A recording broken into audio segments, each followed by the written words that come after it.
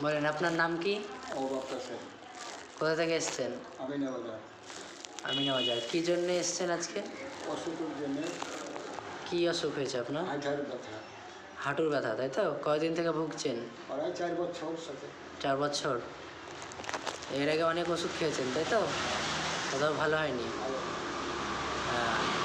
আজকে এনার হাঁটুর হিজামা করা হচ্ছে হাঁটুর ব্যথার জন্য। এটা প্রথম সেশন হচ্ছে, আবার 15 দিন পর করতে হবে। তো ইনশাল্লাহ আশা করি ঠিক হয়ে যাবে আস্তে আস্তে।